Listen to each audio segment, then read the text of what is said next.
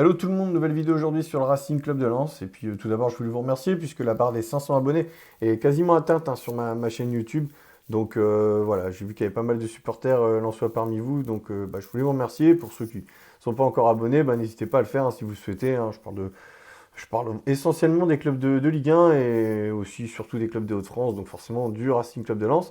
Et là, je voulais parler de la nouvelle recrue sans et or, un Godwin Koyalipou. Alors voilà, je vous vois venir, vous allez me dire, ouais, grosse enflammade, le gars, parce que ça y est, premier match, premier but, ouais, bon. Non, non, mais j'ai envie d'en parler, pourquoi? Parce que c'est un joueur déjà que je connais depuis 7 8 ans, enfin pas personnellement, mais que je suivais tout particulièrement, comme tant d'autres, bien sûr, parce que que tous les agents de joueurs que je côtoyais à l'époque, ou que je côtoie encore aujourd'hui, me parlaient beaucoup de ce joueur à l'époque quand il était au centre de formation des Chamois Niortais, puisque il était quand même suivi à l'époque, on m'avait dit, par Lyon, par Rennes, par des clubs de Première Ligue. C'est un joueur qui était prédestiné justement à arriver en Ligue 1 bien plus rapidement que maintenant, c'est-à-dire en 2024-2025. Voilà, c'est un joueur qui était fréquemment appelé dans les équipes de France jeunes. Je me souviens U17, U18, c'est un joueur qui a découvert la Ligue 2 et le monde professionnel à pas 17 ou 18 ans, qui était tout de suite, il s'était mis rapidement au niveau de la Ligue 2. Il faisait vraiment des prestations très intéressantes déjà en Ligue 2 à son plus jeune âge.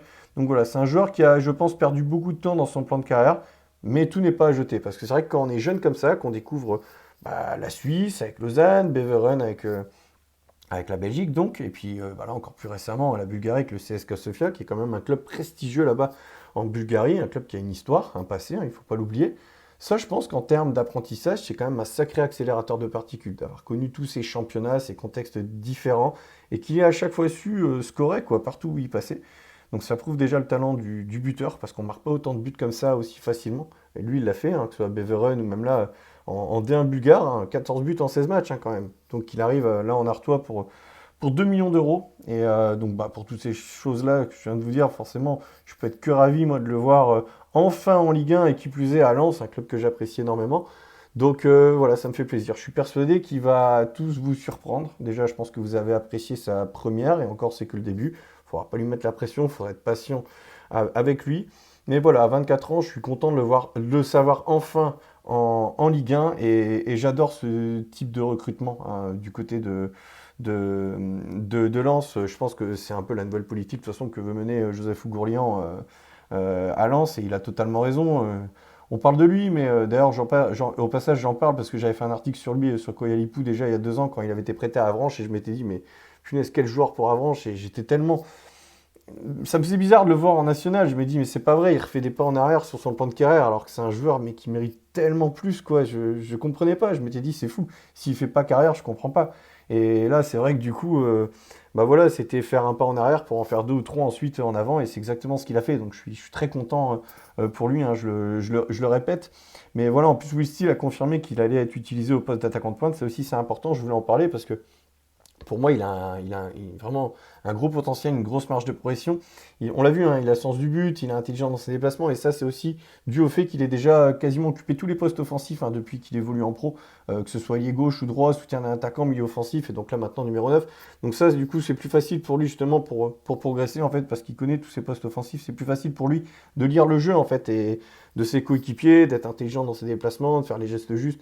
Donc voilà, si en plus il est vraiment un droit fausse au but et il a l'air de l'être, franchement ça peut être que bénéfique, et ça peut être qu'une super recrue pour Lens. Et donc je le répète, je parlais donc de cette nouvelle politique menée par Joseph Ougourlian, avec un mec comme Koyalipou, Odjediran aussi, Hamzat Odjediran que j'adore. Lui c'est pareil, hein, je veux dire, donc Koyalipou recruté en Bulgarie, Odjediran à Debrecen en Hongrie pour 1,3 million.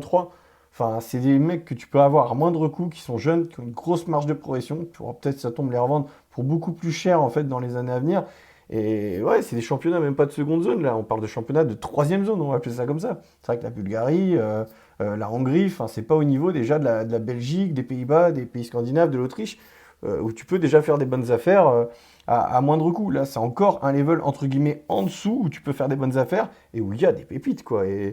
Et je suis vraiment content que Lens s'intéresse justement à ces secteurs-là pour son recrutement. On voit aussi qu'il y a une très bonne cellule de scouting à Lens, parce que c'est vrai que depuis que Grégory Thiel n'est plus là, bon, on va pas rappeler que c'était lui quand même qui avait été aussi déniché Kuzanov, hein, au fin fond de la Biélorussie, pour 100 000 euros.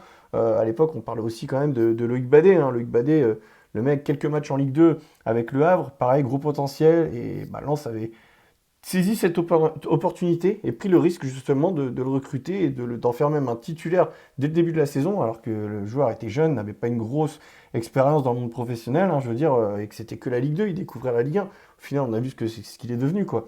Le mec, il arrive libre, tu le revends 17 millions à Rennes, aujourd'hui, il est niveau équipe de France, quoi.